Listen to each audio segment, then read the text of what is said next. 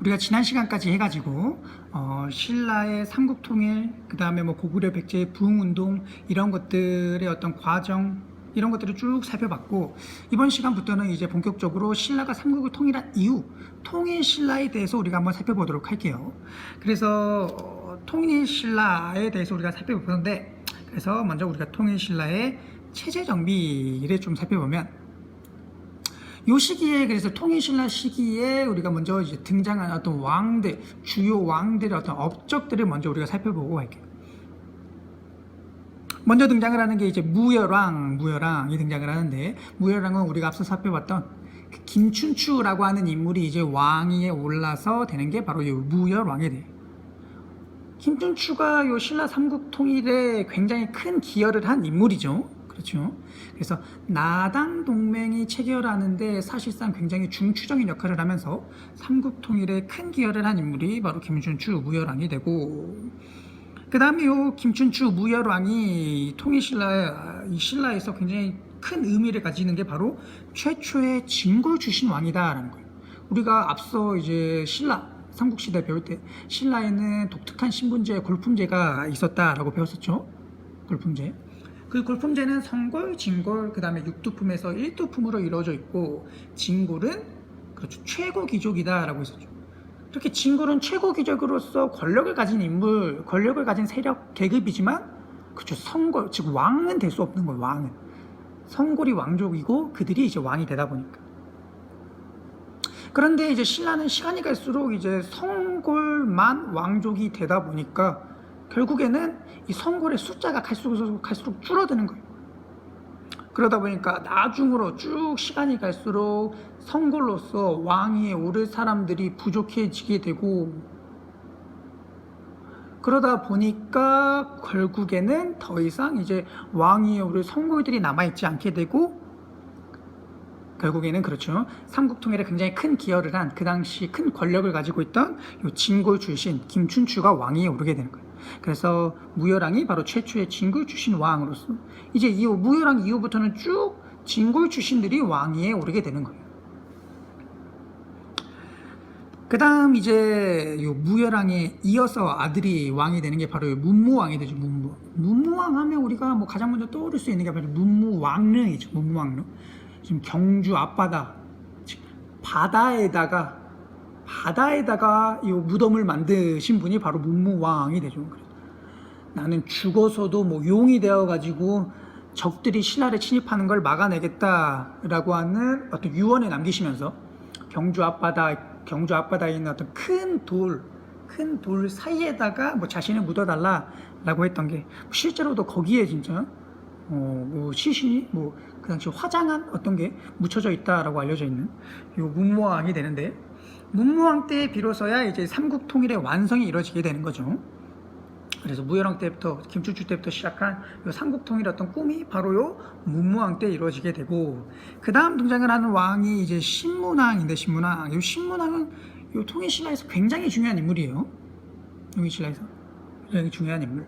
신문왕 때 비로소 통일신라의 거의 모든 제도들의 정비가 이루어지게 되고, 또 왕권도 굉장히 강화되고, 그렇다 보니까 이제 신문왕이 굉장히 중요한 왕인데, 신문왕이 어떤 일들을 했냐를 보면은, 먼저 이제 김음돌의 난이라고 하는 걸 진압을 하면서 진골 귀족들을 숙청하고 억압을 하게 돼요. 그 당시 이제 신문왕의 장인이 바로 이 김음돌인데, 이 김음돌이 이제 진골 귀족들을 모아가지고 반란을 일으키게 돼요. 이 반란에 이제 신문왕이 진압을 하게 되고, 그 진압하는 과정, 그 결과로 수많은 진골 귀족들을 죽이고 억압을 하게 됩니다. 그러다 보니까 어떻게 됐어요? 그렇죠. 왕의 어떤 반대, 왕에게 태클을 걸 수 있던 요 귀족들이 많이 사라지다 보니까 왕권이 강화될 수 있게 되는 거고, 그 다음 보는 게 이제 노급 폐지와 관료전 지급이 있는데, 요거가 이제 어떤 의미를 가지고 있는가를 살펴보기 전에 먼저 노급과 관료전이 무엇이냐라고 보면은, 노급과 관료전 모두 이제 국가가 어떤 귀족 관료들에게, 국가를 위해서 일하는 이 귀족 관료들에게 지급을 했던 토지 제도를 우리가 이제 노급과 관료전이라고 해요. 그런데 둘의 좀 차이점이 존재를 하게 돼요. 노급이라고 하는 것은 토지를 지급함과 동시에 그 토지 안에서 살고 있는 백성들을 노동력으로서 마음껏 부릴 수 있는 권한까지 함께 들어가 있는 거고, 즉 이렇게 네모난 토지를 노급으로서 어떤 관료에게 줬어요. 그러면 이 관료들은 이 토지뿐만 아니라 이 토지 안에서, 이 땅 안에서 살고 있는 백성들을 마음대로 부려먹을 수 있는 거예요. 이 백성들이 살고 있는, 이 토지 안에 살고 있는 백성들 몇 명 불러와가지고 너 우리 집 고쳐, 너 우리 집 만들어, 뭐 이런 식으로 활용을 할 수 있겠다는 거예요. 그래서 그게 바로 이제 노급인데, 이러한 노급을 폐지하고 노급을 주지 않고 이제 관료전이라는 걸 주는 거예요. 관료전은 토지를 주지만 노동력은 줄 수 없다는 거예요.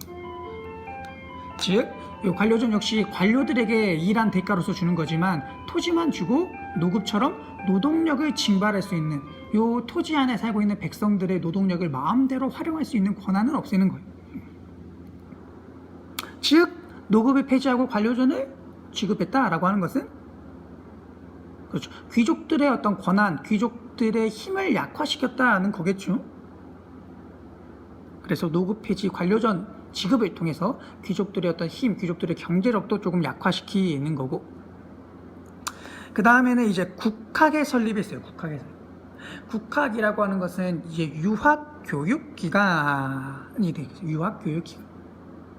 신문왕 때 유학교육기관으로서 국학이 설립이 되면서 유학을 장려하게 되고, 그 당시 이제 유학에 굉장히 통달하고 유학에 뛰어난 능력을 보이던 세력이 바로 육두품이었기 때문에, 그렇죠, 육두품의 이제 성장까지 이루어지게 되는 거죠.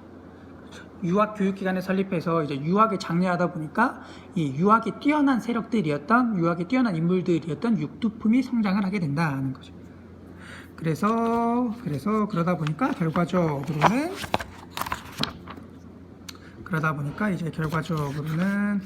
귀족들의 힘은 약해지고 육두품은 성장을 하게 되고, 또 이렇게 귀족들의 힘이 약해지다 보니까 이제 왕권의 강화가 이루어지게 된다는 거예요. 그 다음에 또한 이제 신문왕은 앞서 말했듯이 여러 행정제도와 군사제도, 토지제도 이런 것들을 정비를 하게 되네요. 요거는 우리가 이어서 조금 더 이제 자세하게, 그 당시 신문왕이 이 지방 행정제도나 군사제도를 어떻게 만들었고 정비를 했는가는 조금 더 자세하게 우리가 배워보도록 할게요.